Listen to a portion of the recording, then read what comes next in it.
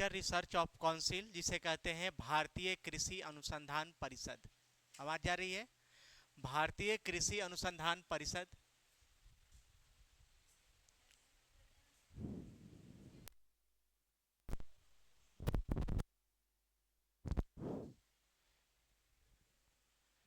भारतीय कृषि अनुसंधान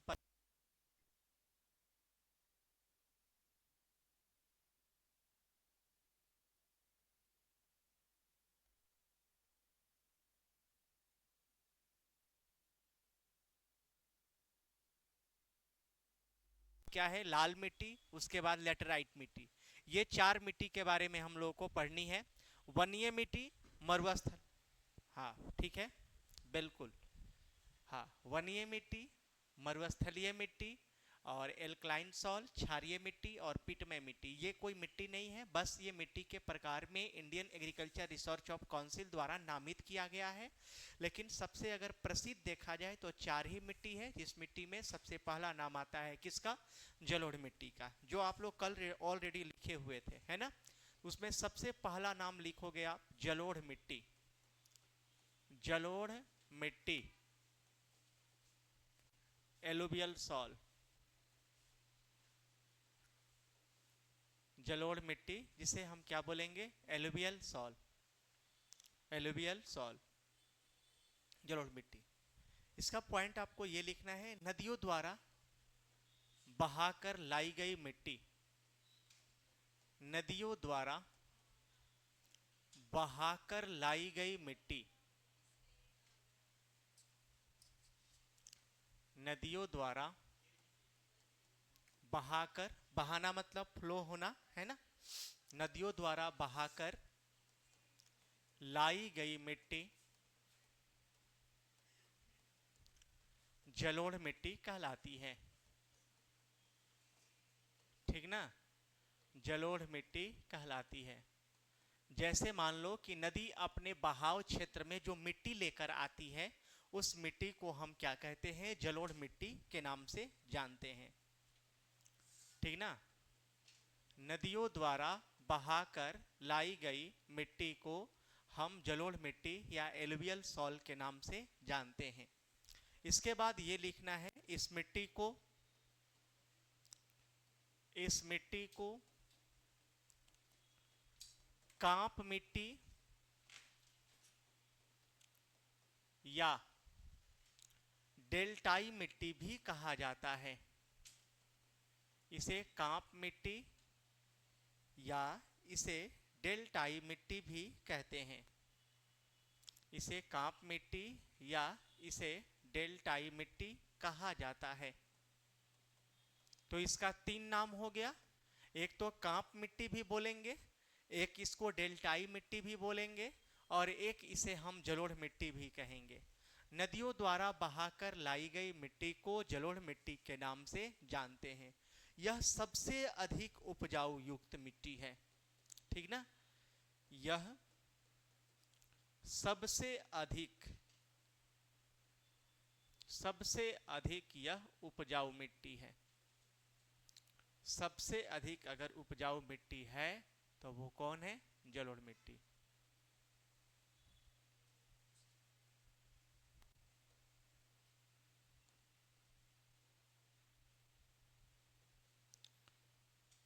यह सबसे अधिक उपजाऊ मिट्टी है। ठीक ना? यह जो है सबसे अधिक क्या है? उपजाऊ मिट्टी है। नदियों द्वारा बहाकर लाई गई मिट्टी को हम क्या बोलते हैं? तो जलोढ़ मिट्टी बोलते हैं। जलोढ़ मिट्टी या इसी को कांप मिट्टी या इसी को डेल्टाई मिट्टी के नाम से जानते हैं।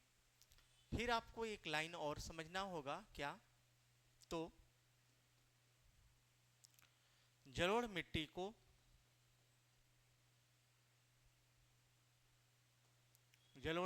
को दो भागों में बांटा गया है।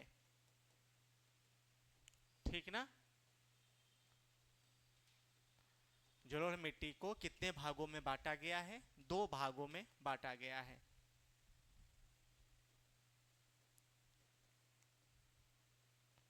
ये एलुवियल सॉल को टू पार्ट में क्या किया गया है? इसे बांटा गया है। इसका जो टाइप है वो कितने हैं? 2 है। फर्स्ट टाइप का जो नाम है वो क्या है?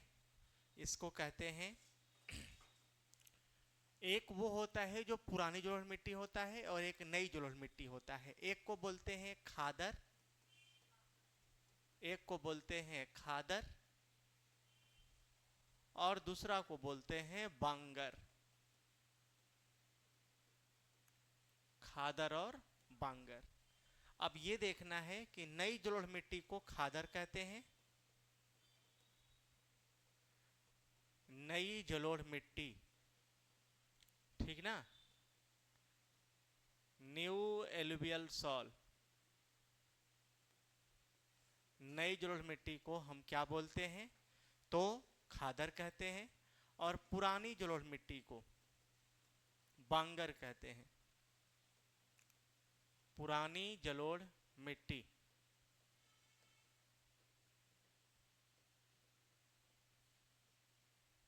Old alluvial sol.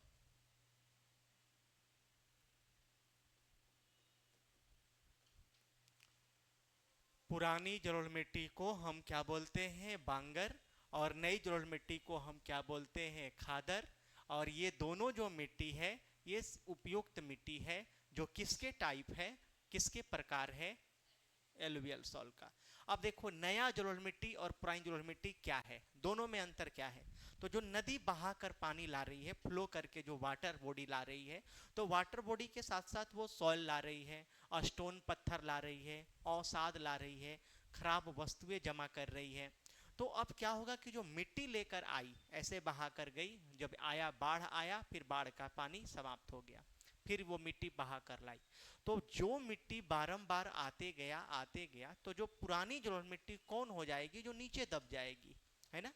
जैसे ये मिट्टी है, मिट्टी की परत है, फिर मिट्टी आया दब गया, ये फिर मिट्टी आया ये भी दब गया, फिर ये दब गया, परत दर परत। तो जो पुरानी हो जाएगी वो नीचे दब जाएगी, और नया जो होगी वो क्या होगी? ऊपर होगी, है ना। तो नई जलोढ़ मिट्टी जो होती है, नई जलोढ़ मिट्टी, उसको हम खादर बोलते हैं, और पुरानी जलोढ़ मिट्टी को हम क्या बोलते हैं? बांगर बोलते हैं। सबसे उपजाऊ युक्त मिट्टी कौन सी है? तो वो कौन मिट्टी है? जलोढ़ मिट्टी। जलोढ़ मिट्टी का और क्या नाम है? कांप मिट्टी या डेल्टाई मिट्टी। कांप, हाँ, ये क्वेश्चन भी पूछता है कि सबसे उपयुक्त मिट्टी या सबसे उपजाऊ युक्त मिट्टी कौन है। फर्स्ट में आंसर रहेगा आपका मतलब जलोढ़ मिट्टी, दूसरे में रहेगा कांप मिट्टी, तीसरे में रहेगा डेल्टाई मिट्टी, या चौथी में रहेगा इनमें से सभी या उपयुक्त में से सभी, या उपयुक्त में दोनों। तो क्या रहेगा इसमें? उपयुक्त में सभी। 4 नंबर आंसर समझ में आ रहा है ना। अगर केवल जलोढ़ मिट्टी है, लाल मिट्टी है, काली मिट्टी है, लेटराइट मिट्टी है, तो उसमें कौन होगा? जलोढ़ मिट्टी, ठीक ना। चलिए, इसके बाद ये लिखना है, या लिखना जलोढ़ मिट्टी, जलोढ़ मिट्टी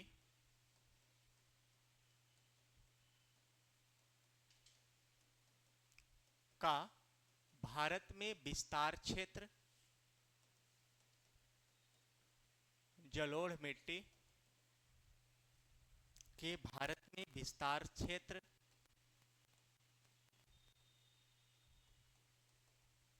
एलुवियल सॉल का इंडिया में एक्सटेंशन एरिया जो होगा, एक्सटेंशन एरिया जो होगा वो क्या होगा?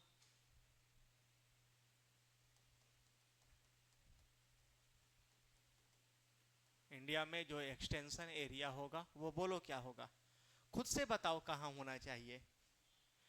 ये नदियों द्वारा बहाकर लाई गई मिट्टी है, तो इसका एक्सटेंशन एरिया कहाँ होना चाहिए? विस्तार क्षेत्र कहाँ होना चाहिए? जिस जिस क्षेत्र में नदी का आवागमन है ना। तो इसका जो क्षेत्र है वो क्या है? गंगा, यमुना, सिंधु, सतलज,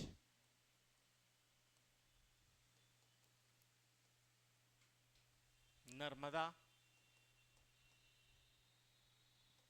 नर्मदा, गोदावरी एवं ब्रह्मपुत्र का क्षेत्र।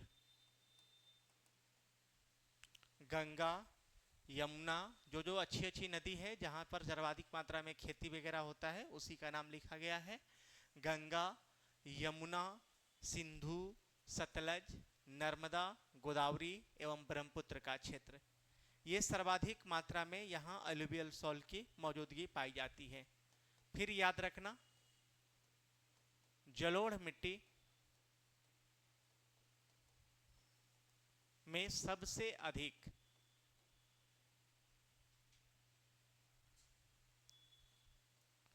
जलोढ़ मिट्टी में सबसे अधिक चावल, गेहूं, जलोढ़ मिट्टी में सबसे अधिक चावल, गेहूं, आलू, चावल, गेहूं, आलू, गन्ना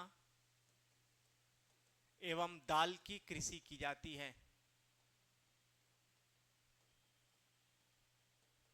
ठीक ना। सबसे उपजाऊ युक्त मिट्टी कौन सी है? जलोढ़ मिट्टी। इसके बाद सेकेंड नंबर में आपका होगा काली मिट्टी। काली मिट्टी, ब्लैक सॉल।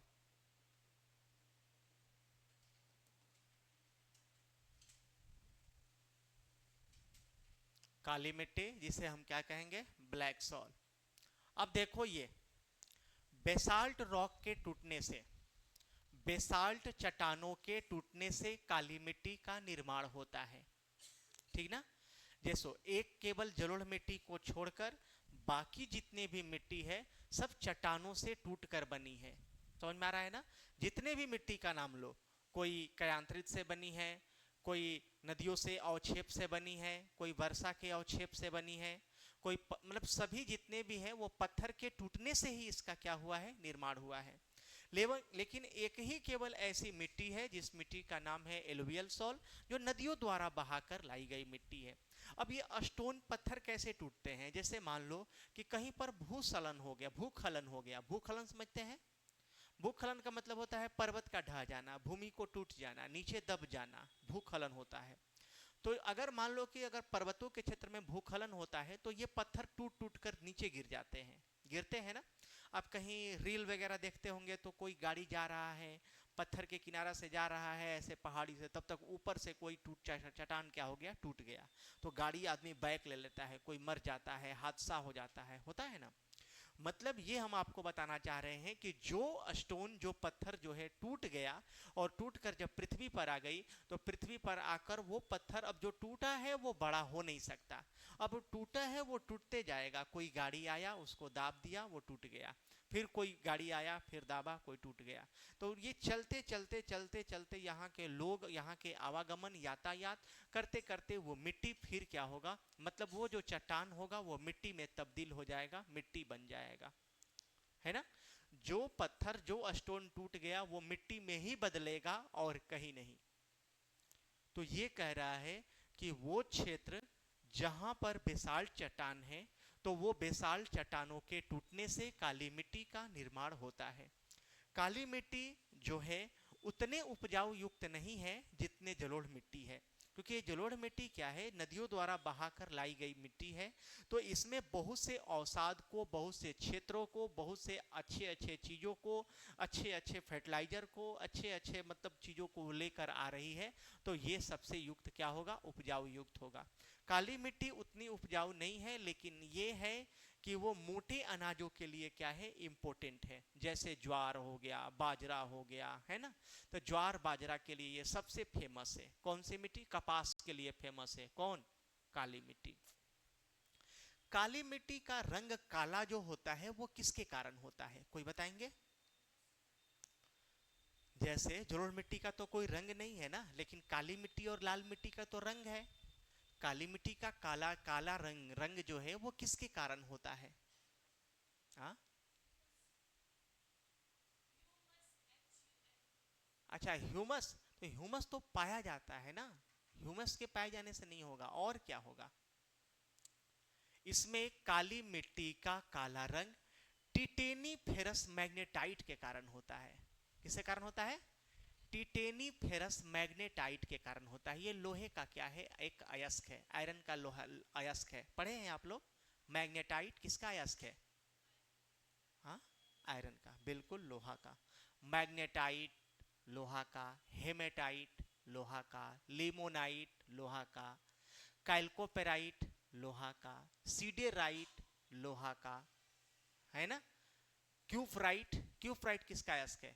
क्यूफराइट तांबा का, केसिटेराइट टीन का, काल्वेराइट सोना का। साइंस ठीक है ना?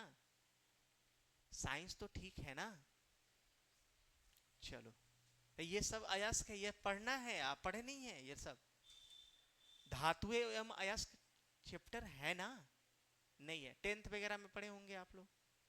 नहीं? 11 12 में कुछ नहीं? कभी धातु अयस्क नहीं पढ़े हैं? हाँ, पढ़े तो जरूर होंगे, अब मेरे सामने नहीं बोल रहे हैं। चलो कोई बात नहीं। काली मिट्टी, यहां ध्यान देना, लिखना, लिखोगे बेसाल्ट चट्टानों के टूटने के कारण, बेसाल्ट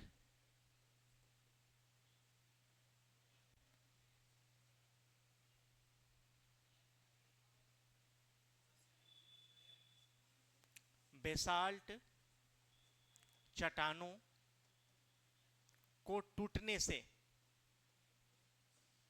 इस मिट्टी का निर्माण होता है। इस मिट्टी की निर्माण होता है।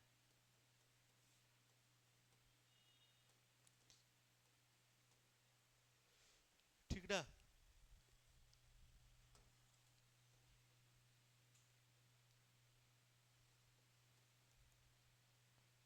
बेसाल्ट रॉक, बेसाल्ट चट्टानों को टूटने से इस मिट्टी की निर्माण होता है, होती है। यहां का हो गया है क्या? इस मिट्टी का निर्माण होता है।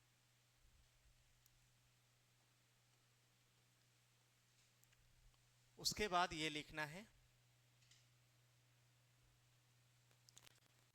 काली मिट्टी का काला रंग, काली मिट्टी का काला रंग, ठीक ना। ब्लैक सॉल, काली मिट्टी का काला रंग, टिटेनी फेरस मैग्नेटाइट के कारण होता है। Titaniferous magnetite, titaniferous magnetite के कारण होता है। टिटेनी फेरस मैग्नेटाइट के कारण होता है। Titaniferous magnetite, titaniferous magnetite के कारण जो है काली मिट्टी का काला रंग होता है। टिटेनी फेरस मैग्नेटाइट के कारण काली मिट्टी का रंग काला होता है।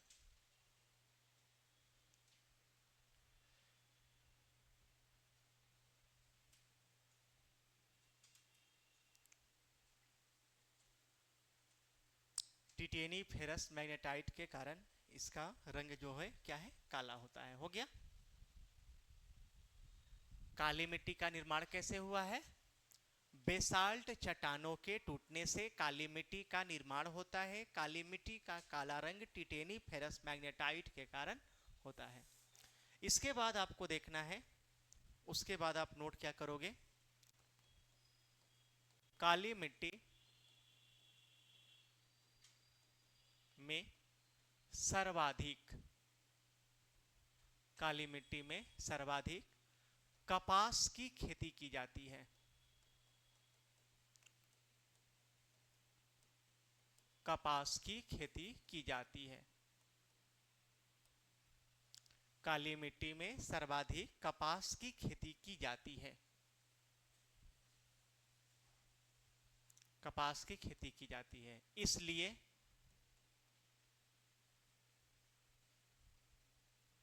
इसलिए इस मिट्टी को काली कपास की मिट्टी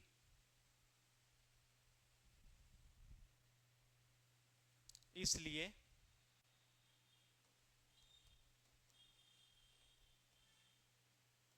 इसलिए इस मिट्टी को काली कपास की मिट्टी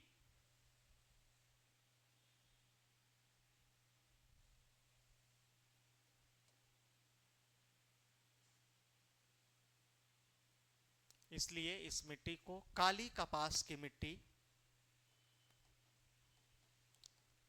काली कपास की मिट्टी या ब्लैक कॉटन सॉल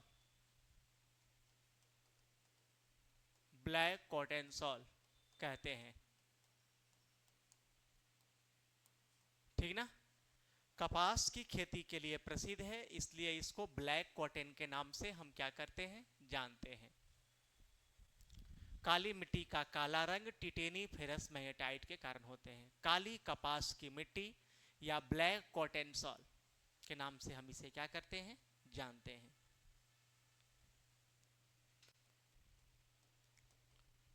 काली मिट्टी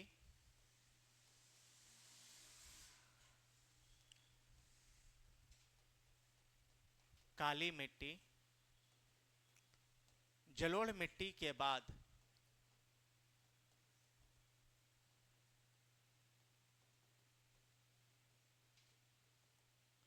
काली मिट्टी जलोढ़ मिट्टी के बाद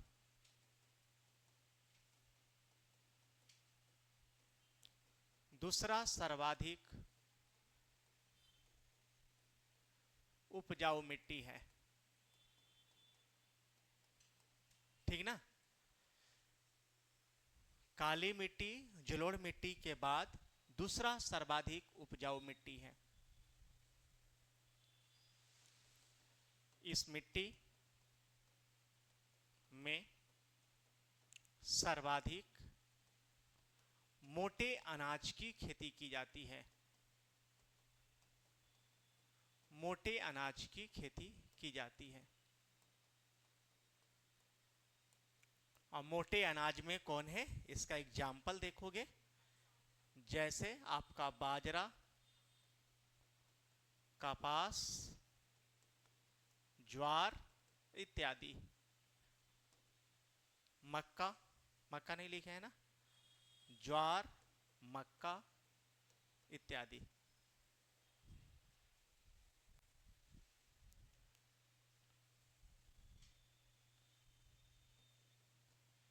इसका विस्तार क्षेत्र, इसका एक्सटेंशन एरिया जो देखोगे, इसका एक्सटेंशन एरिया कहां कहां है, तो गुजरात, महाराष्ट्र, कर्नाटक और मध्य प्रदेश।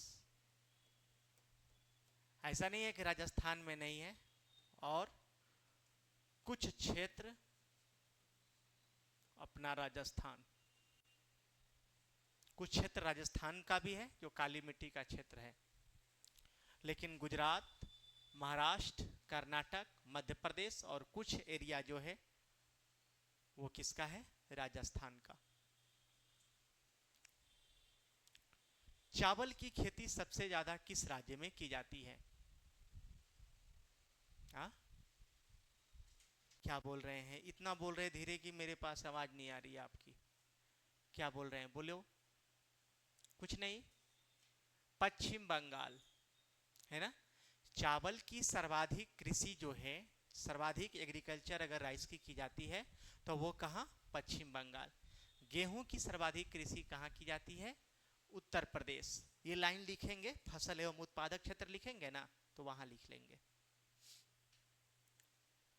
तो काली मिट्टी का काला रंग किसके कारण, टिटेनी फेरस मैग्नेटाइट के कारण। काली मिट्टी सबसे उपजाऊ युक्त है क्या, तो नहीं। एलुवियल के बाद दूसरा उपजाऊ मिट्टी कौन सी है, काली मिट्टी।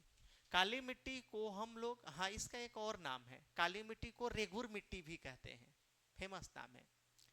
काली मिट्टी को रेगुर मिट्टी के नाम से जानते हैं, ये लिख लिए। इसका जो एक्सटेंशन एरिया है, जो विस्तार क्षेत्रफल है या विस्तार एरिया है, वो किन किन राज्यों में है? तो कुछ एरिया गुजरात, महाराष्ट्र, कर्नाटक, मध्य प्रदेश, है ना, और आपका कुछ एरिया जो है आपका राजस्थान का भी है।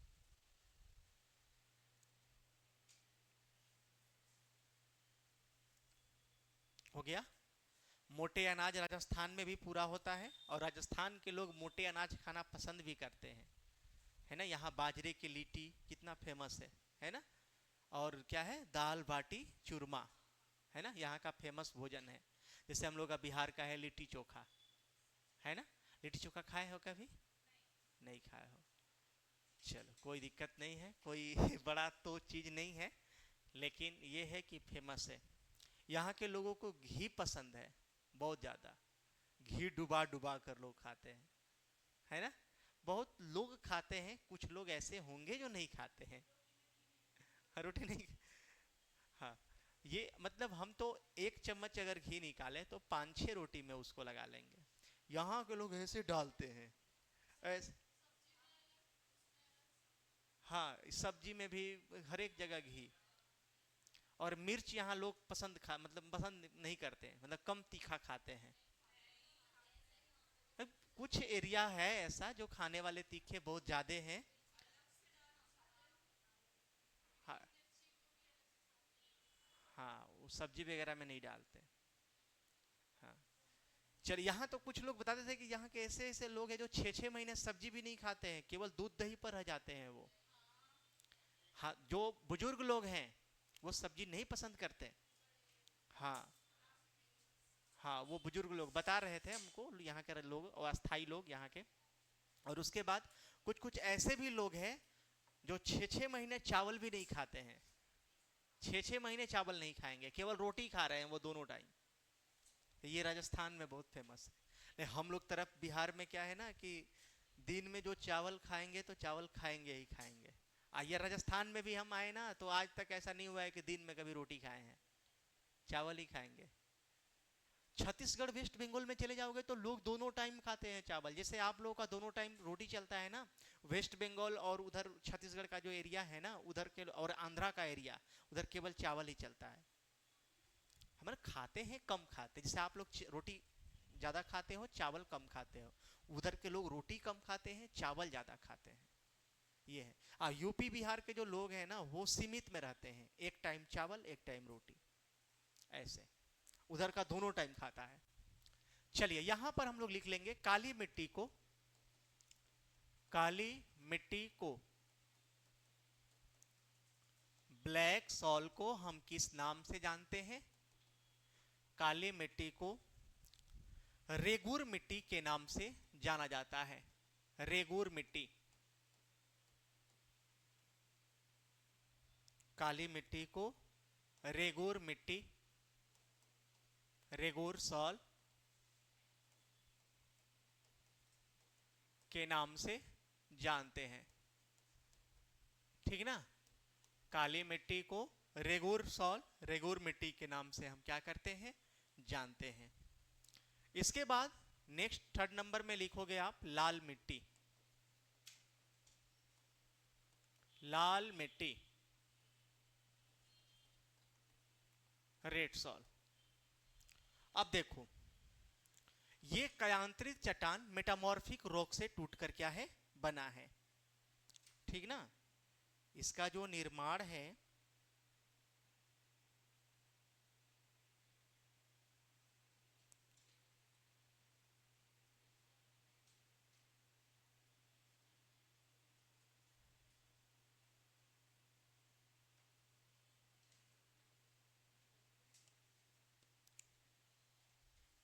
देखें लिखेंगे, इस मिट्टी का निर्माण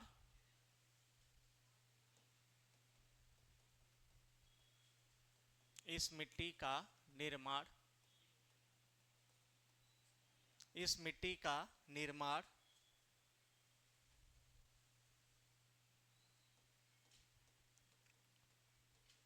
रूपांतरित चट्टान, रूपांतरित चट्टानों के टूटने के कारण होता है। रूपांतरित, जिसे हम कहते हैं metamorphic rock, metamorphic rock, metamorphic rock के नाम से हम क्या करते हैं, जानते हैं। तो ये तो रूपांतरित बोलो, या रूपांतरित का एक और नाम है कायांतरित। रूपांतरित बोलो या कायांतरित। रूपांतरित बोलो या कायांतरित, बात एक ही है। रूपांतरित चट्टान या कायांतरित चट्टान, मेटामॉर्फिक रॉक। तो इस मिट्टी का निर्माण रूपांतरित चट्टान या कायांतरित चट्टान के टूटने के कारण होता है। फिर लिखना है लाल मिट्टी का लाल रंग, लाल मिट्टी का लाल रंग आयरन ऑक्साइड, ठीक ना, आयरन ऑक्साइड, इसको ऐसे भी लिख सकते हो आयरन ऑक्साइड, या इसी को कहते हैं लौह ऑक्साइड, हिंदी शब्द है लौह ऑक्साइड। अब कहीं आपको ऐसे भी लिख सकता है, कहीं ऐसे भी लिख सकता है, कहीं ऐसे भी लिख सकता है। ये तीनों लाइन, ये तीनों एक ही चीज है। लाल मिट्टी का लाल रंग आयरन ऑक्साइड या लौह ऑक्साइड के कारण होता है। जैसे काली मिट्टी का काला रंग टिटेनी फेरस मैग्नेटाइट के कारण होता है, वैसे ही लाल मिट्टी का लाल रंग आयरन ऑक्साइड या लौह ऑक्साइड के कारण होता है, ठीक ना। रेड सॉल,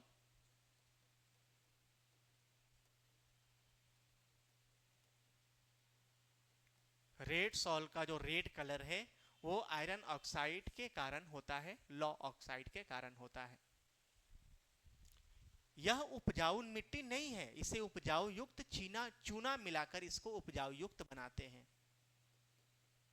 यह मिट्टी, इस मिट्टी को उपजाऊ युक्त बनाने के लिए, इस मिट्टी को उपजाऊ युक्त बनाने के लिए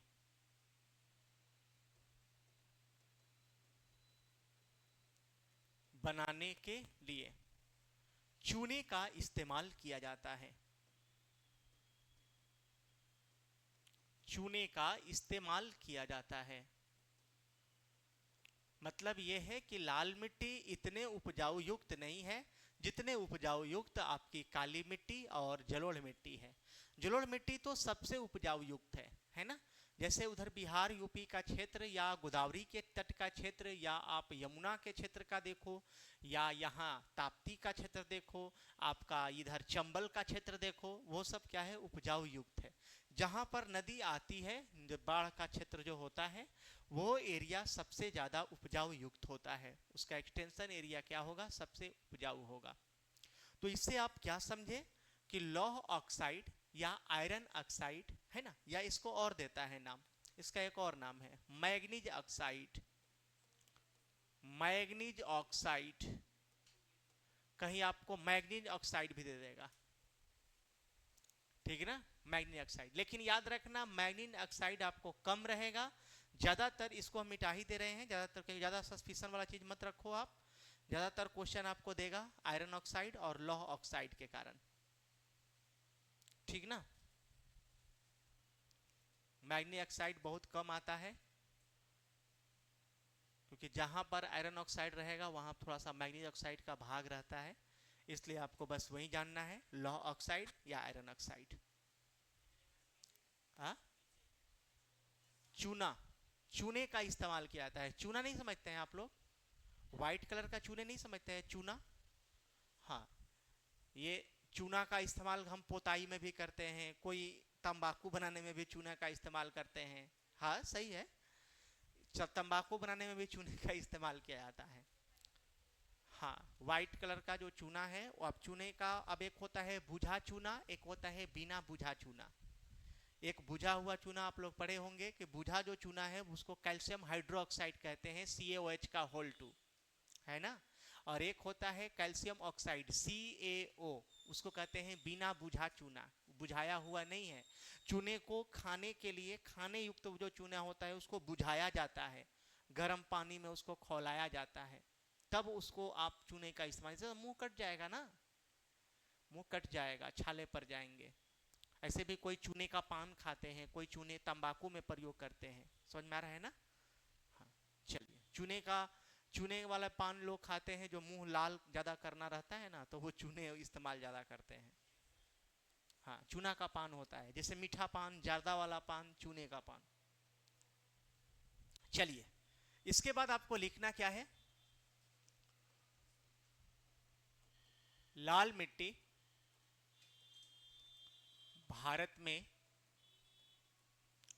सर्वाधिक छोटे नागपुर के पठार, छोटे नागपुर के पठार कहां है, तो झारखंड में। छोटे नागपुर के पठार झारखंड के क्षेत्र में पाया जाता है, पाई जाती है।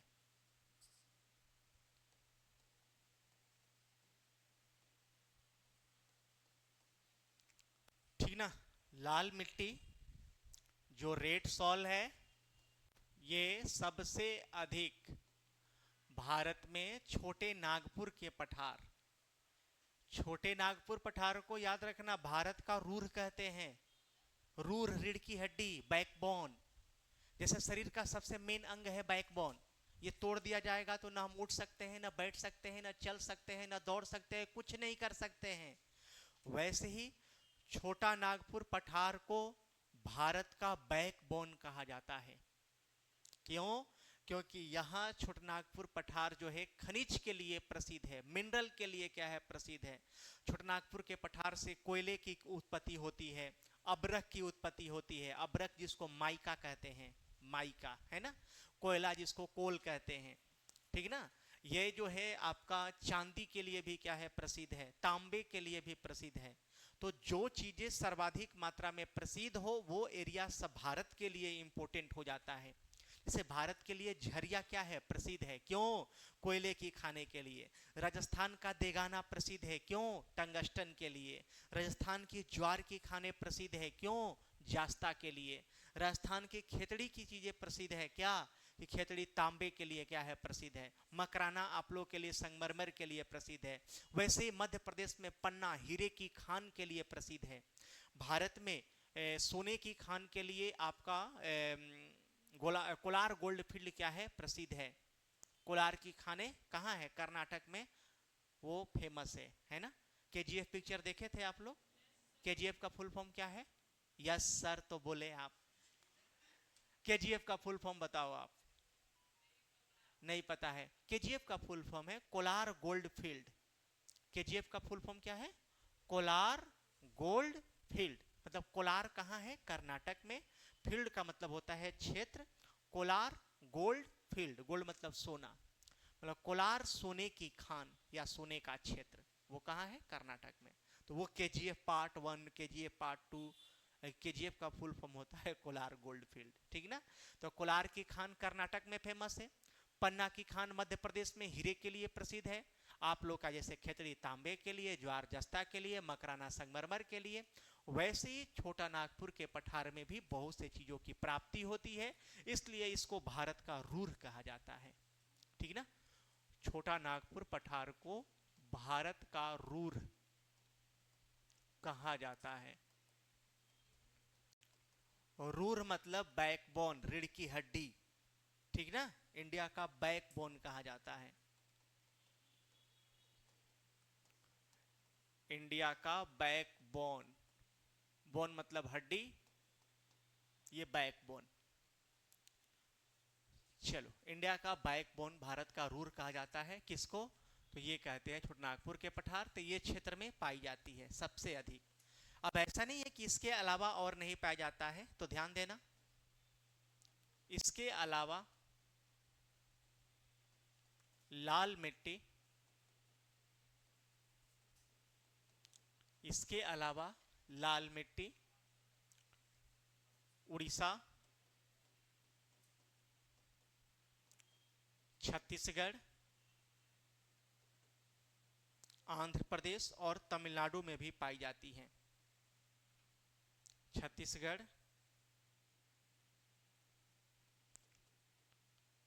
आंध्र प्रदेश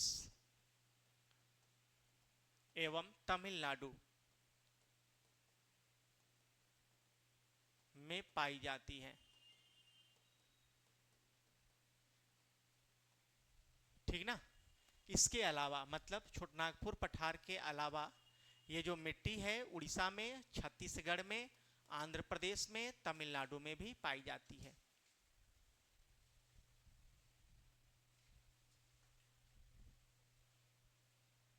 ठीक, अगले पॉइंट में ध्यान देना, लिखना है, क्षेत्र इसका लिख लिए। हाँ, इस मिट्टी में, इस मिट्टी में गेहूं, गन्ना, तंबाकू, दाल की कृषि की जाती है।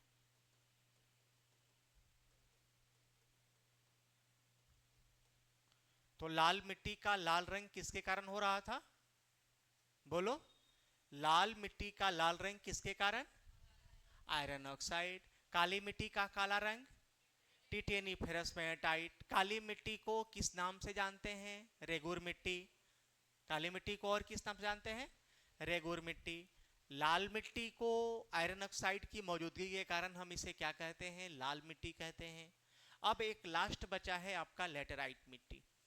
अब लेटेराइट मिट्टी का निर्माण क्या होता है? जब वर्षा होती है तो वर्षा होने के बाद पहाड़ की जो चट्टानें जो है वो टूट जाती हैं, और उस अवक्षेप के कारण, उसके टूटने के कारण जो है लेटेराइट मिट्टी का निर्माण होता है। लेटेराइट मिट्टी सबसे अधिक पहाड़ी ढलानों पर पाई जाती है। पहाड़ी ढलान का मतलब होता है कि ये पहाड़ है, वो टूट गया तो एक सीढ़ी बन गया, फिर वो भी टूट गया, सीढ़ी बन गया, सीढ़ीनुमा आकार का ये बन जाता है, और उसी पर सबसे अधिक कृषि की जाती है। किसकी? लेटेराइट मिट्टी में सबसे अधिक कृषि किसकी की जाती है? चाय की कृषि की जाती है। किसकी? चाय की खेती की जाती है। हो गया? नहीं हुआ अभी? हो गया। लास्ट देखेंगे हम लोग 4 नंबर।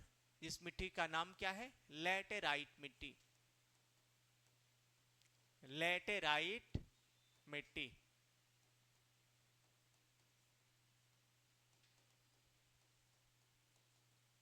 लेटेराइट मिट्टी।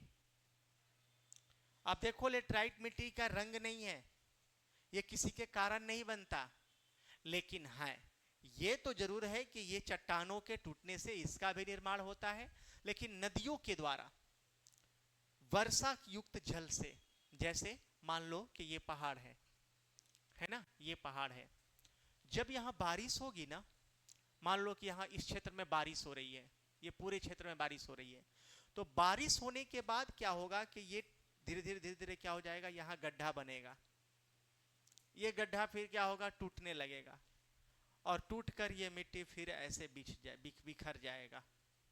ठीक ना। मतलब जल होने के कारण ये पत्थर धीरे धीरे क्या होते हैं, टूट जाते हैं।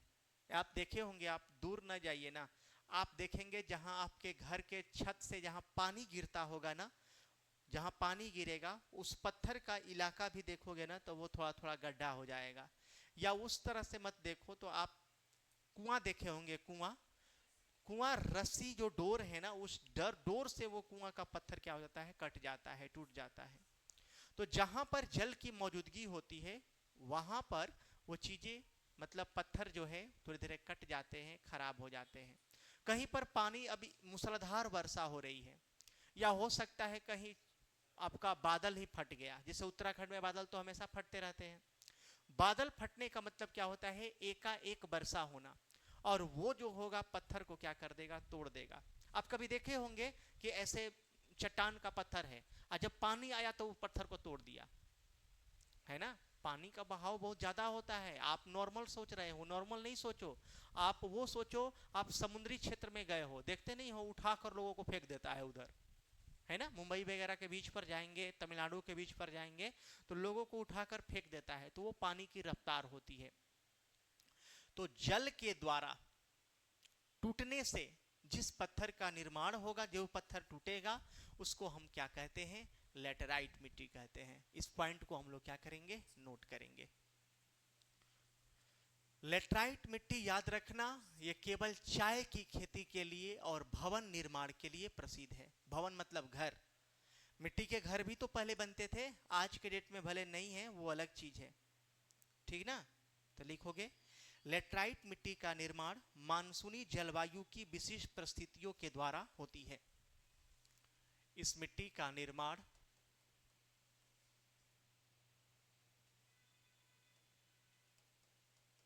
इस मिट्टी का निर्माण इस मिट्टी का निर्माण जलवायु की विशिष्ट परिस्थितियों जलवायु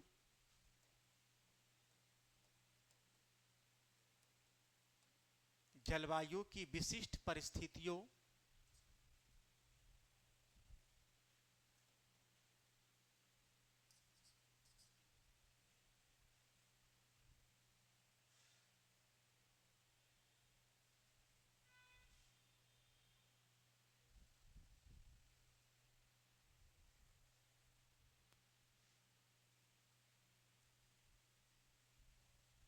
लिखना, जलवायु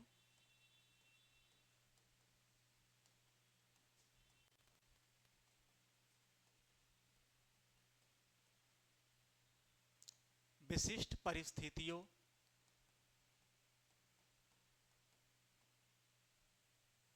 इस मिट्टी का निर्माण जलवायु की विशिष्ट परिस्थितियों के द्वारा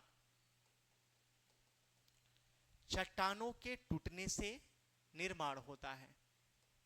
याद रखना, यह भी चट्टान को तोड़ेगा ही। इस मिट्टी का निर्माण जलवायु की विशिष्ट परिस्थितियों के द्वारा चट्टानों के टूटने से होता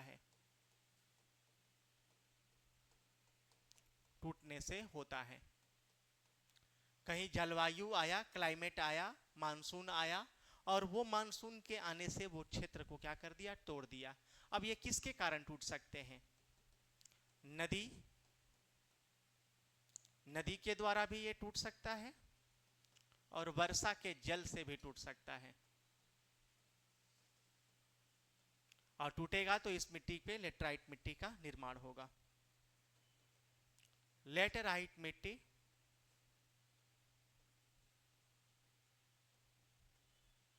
में लेटराइट मिट्टी में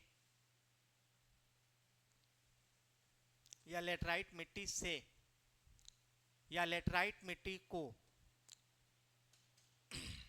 लेटराइट मिट्टी को इसकी प्रसिद्धि किससे मिली है? तो चाय की कृषि और भवन निर्माण के लिए इसको प्रसिद्धि मिली है। तो लेटराइट मिट्टी जो है, थोड़ा सा, लेटराइट मिट्टी चाय की खेती एवं भवन निर्माण, भवन मतलब घर, होम, ठीक ना? लेटराइट मिट्टी चाय की खेती एवं भवन निर्माण के लिए प्रसिद्ध है, भवन निर्माण के लिए प्रसिद्ध है। इसका क्षेत्र याद रखना, असम के क्षेत्र है और दक्षिण भारत का क्षेत्र है।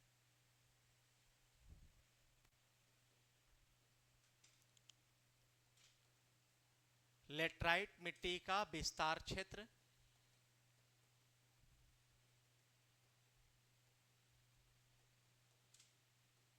लेटराइट मिट्टी का विस्तार क्षेत्र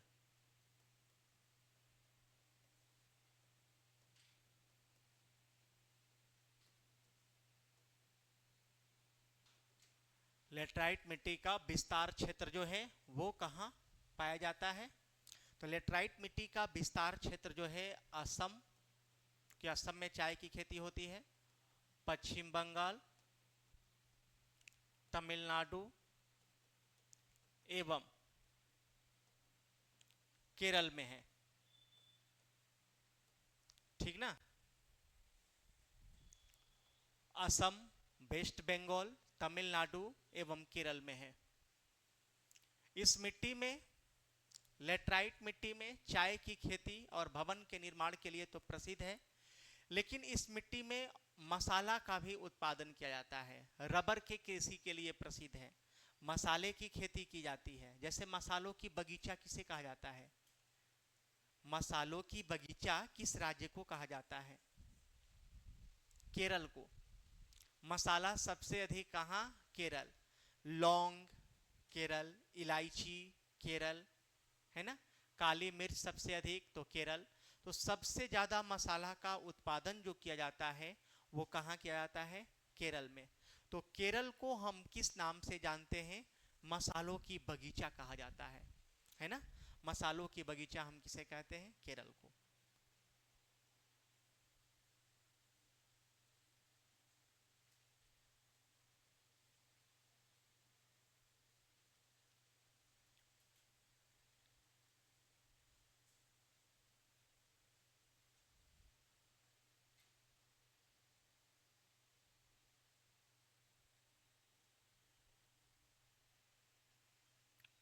हो गया? लिख लिया आप सब? इसके बाद लिखना है लेटराइट मिट्टी में, लेटराइट मिट्टी में चाय, ये तो लिखे ही हैं आप लोग, लेकिन फिर भी लिख लो, कोई दिक्कत नहीं है। लेटराइट मिट्टी में चाय, मसाला, मसाला में लौंग, इलायची, है ना, काली मिर्च, उसके बाद चाय, मसाला, मसालों में आपका हो जाएगा ये लौंग, इलायची, काली मिर्च। इसके अलावा आपका क्या हो जाएगा? तो कॉफ़ी, कॉफ़ी, कॉफ़ी के अलावा आपका क्या होगा? तो नारियल एवं रबर उत्पादन के लिए प्रसिद्ध है। रबर उत्पादन के लिए प्रसिद्ध है। ये ऐसा नहीं है कि केवल काली, ये लेटराइट मिट्टी में केवल चाय होता है और इससे भवन निर्माण होता है।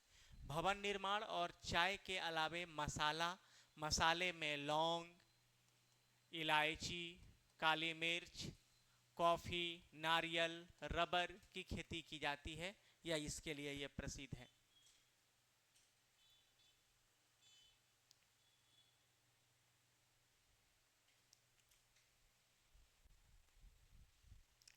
अब हम लोग लिखेंगे फसल एवं फसल उत्पादक राज्य, लेकिन उससे पहले जो चीजें हैं उसको क्लियर कर लेंगे हम लोग, और वो क्या है?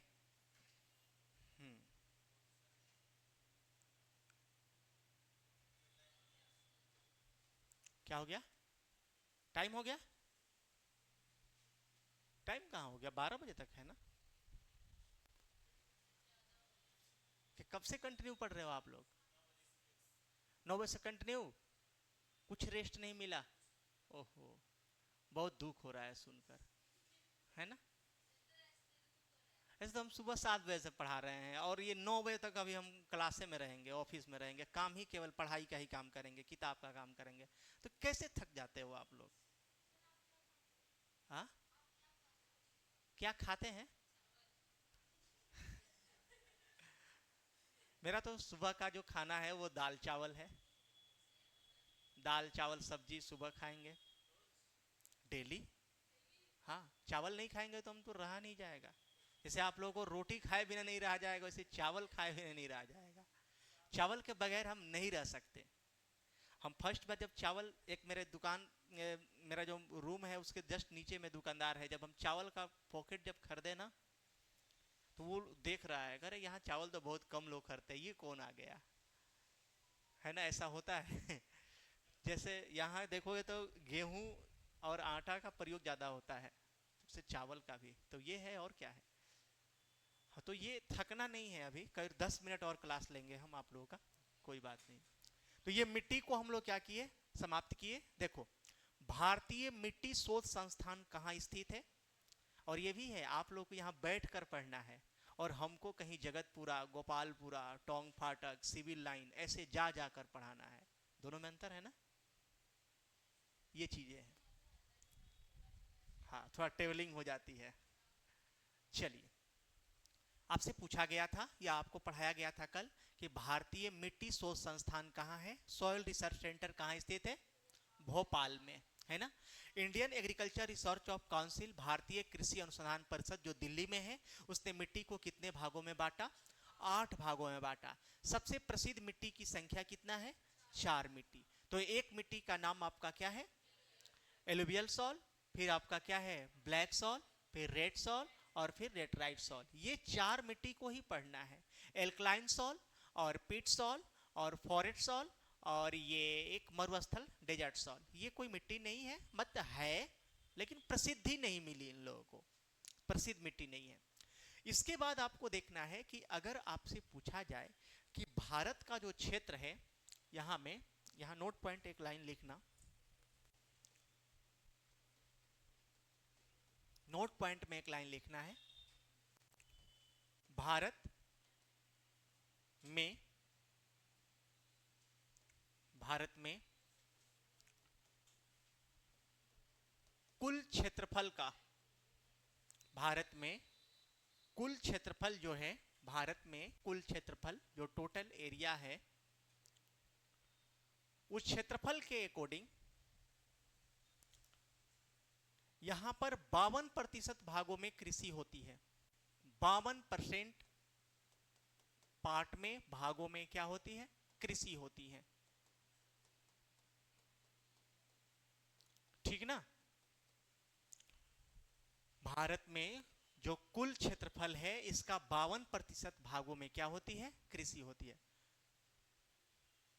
कितना क्षेत्रफल है भारत का, इंडिया का टोटल एरिया कितना है, भारत का कुल क्षेत्रफल कितना है, बोलिए, 32 लाख, बिल्कुल 87,263 स्क्वायर किलोमीटर या वर्ग किलोमीटर या किलोमीटर स्क्वायर, है ना। इसको ऐसे भी लिख सकते हो, 32,87,263 स्क्वायर किलोमीटर। इसमें 52% भागों पर क्या होती है, कृषि होती है। उसके बाद यहां लिखना है कुल जनसंख्या का, ठीक ना, जैसे ये टोटल एरिया था, वैसे ये टोटल पॉपुलेशन का, टोटल पॉपुलेशन अगर देखा जाए, पॉपुलेशन का 54% लोग कृषि करते हैं। याद रखना, ये दोनों अलग अलग भाव बोल रहा है। एक ये बोल रहा है कि 52% भागों पर कृषि की जाती है, ये एरिया को बता रहा है, और एक कहता है कि 54% लोग कृषि में संलग्न हैं। अब भले कम हो रहे हैं, अब भले कम हो रहे हैं, लेकिन ऐसी नहीं है, जैविक कृषि वगैरह में लोग बढ़ भी रहे हैं। जैसे इसी में अगर आपसे पूछा जाए कि जितने स्टूडेंट होंगे उसमें लगभग का लोग पापा किसान होंगे, है ना, पापा किसान होंगे, और नहीं भी होंगे दादाजी किसान हुए होंगे, नहीं। चलो ठीक है, अगर हम यही टोंग फाटक गेट पर रुक के बोलेंगे किसके पिताजी कृषि करते हैं, तो इतने लोग उठाएंगे। आप हो सकते हैं आप लोग थोड़ा, है ना, कृषि से नहीं ताल्लुकात रख रहे हैं, लेकिन लगभग लोग जो है कृषि से हाँ, 54% लोग जो है कृषि में संलग्न है टोटल जनसंख्या का, और 52% भागों में कृषि की जाती है। ये दोनों लाइन को आपने क्लियर किया। अब इसमें याद रखना, मेनली हम लोग को देखना है फसल एवं उत्पादक क्षेत्र। तो क्या करें, लिखे? पहले ऋतुओं के आधार पर फसल लिख ले, उसके बाद फसल उत्पादक कल हो जाएगा। ऋतुओं के आधार पर भारत की फसल, एक हेडिंग देना, ऋतुओं के आधार पर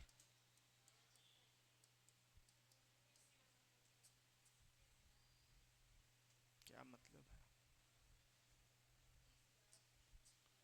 ऋतुओं के आधार पर भारत के फसलें।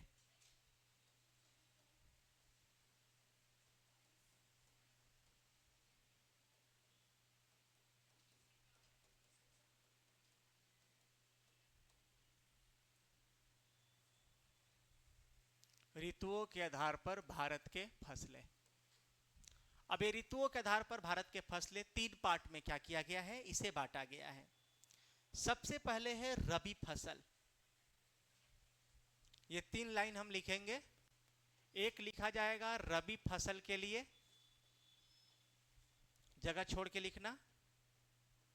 एक खरीफ फसल के लिए,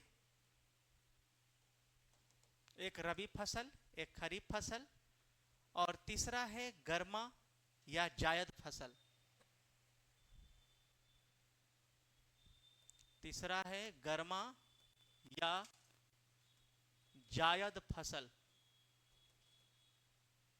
अब ये तीनों क्या है, इसमें आपसे क्या पूछेगा रबी फसल में?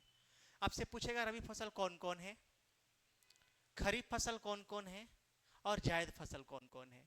इस फसल की बुआई कब होती है और कटाई कब होती है। बुआई कटाई तो समझते होंगे आप लोग, तो ये लिखना रबी फसल में इस मिट्टी की इस फसल की बुआई, इस फसल की बुआई बोलो कब होती है? इसकी बुआई कब होती है रबी फसल की? अक्टूबर नवंबर में। अक्टूबर नवंबर में इसे क्या किया जाता है, बोया जाता है। इसकी बुआई अक्टूबर नवंबर में होती है और इसकी कटाई मार्च अप्रैल में।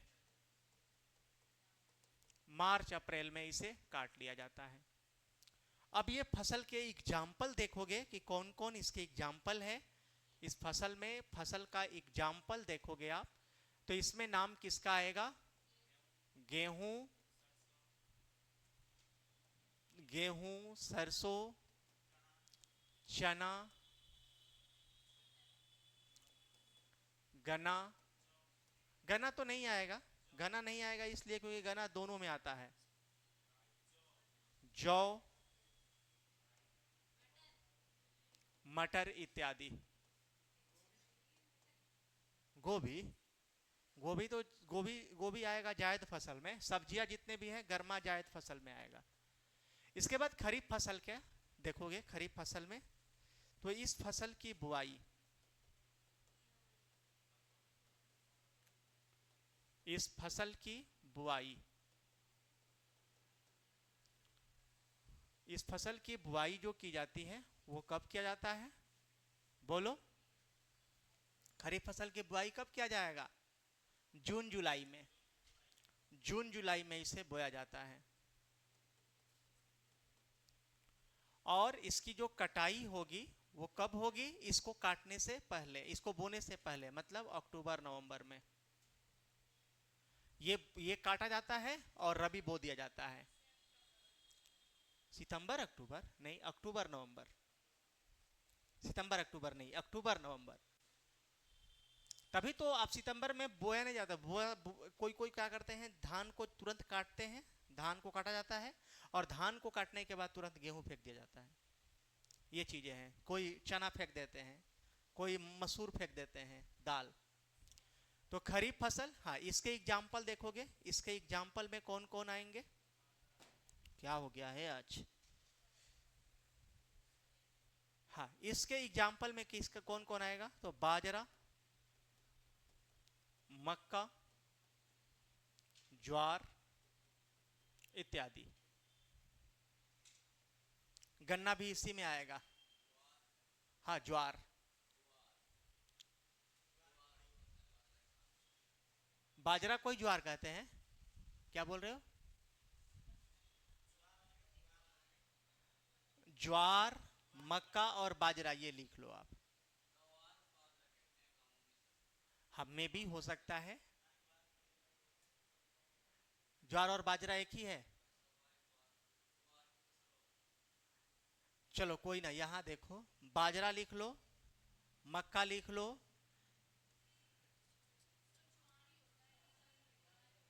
ज्वार नहीं होता है क्या?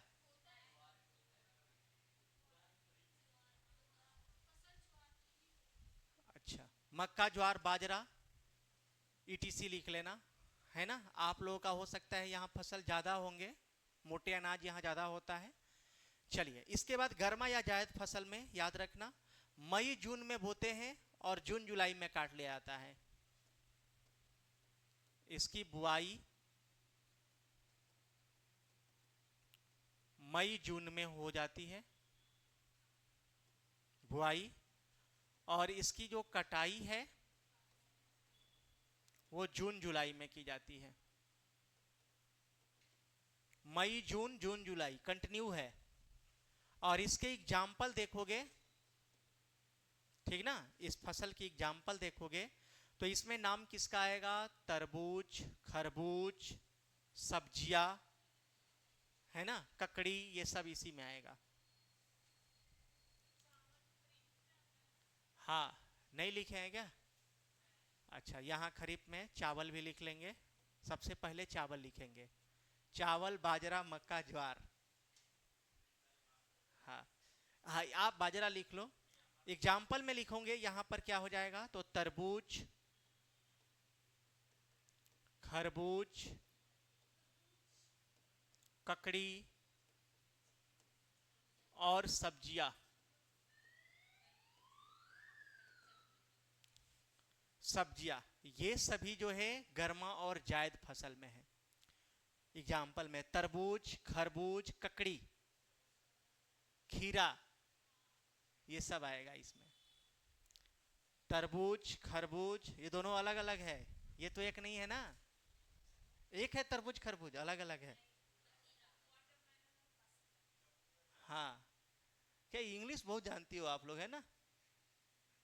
हम तो भुला गए, वाटरमेलन, ये सब अब हल्का हल्का चीजें याद है, गुआवा, एप्पल, यही सब। पहले बहुत पपाया, कोकोनेट, ये सब बहुत याद करते थे हम लोग, उसका मीनिंग याद करते थे सुनाने के लिए। अब तो जमाना आ गया एआई का, है ना। चलिए,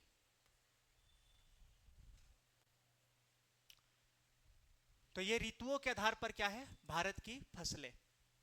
अब हमें जानना है फसल एवं फसल के उत्पादक क्षेत्र। ये टॉपिक कल, हाँ, तो अब लिख लेंगे हम लोग कल फसल एवं फसल के उत्पादक क्षेत्र। जैसे मान लो एक तरफ लिखेंगे हम लोग चावल, और चावल में सबसे अधिक कृषि किस राज्य ने करता है और किस राज्य की अहम भूमिका है, उसको सबसे पहले हम लोग जानेंगे कि वेस्ट बंगाल है, ठीक ना। गेहूं में अगर आपसे क्वेश्चन कहेगा तो उत्तर प्रदेश है, ठीक ना। चना दाल में अगर आपसे पूछे तो भी उत्तर प्रदेश का नाम आता है। लेकिन सबसे ज्यादा अगर दाल होता है तो मध्य प्रदेश में। उसके बाद हम लोग जानेंगे कल के क्वेश्चंस, कल के इंपोर्टेंट क्लास रहेगा। कल में हम लोग जानेंगे फसल, फसल उत्पादक क्षेत्र और फसल की क्रांतियां, रेवोल्यूशन। जैसे आप लोग देखोगे कोई चीजों की उत्पादन में कमी आ जाएगी ना, जब कोई चीजों की उत्पादन में कमी आ जाती है तो उसके लिए रेवोल्यूशन आ जाता है।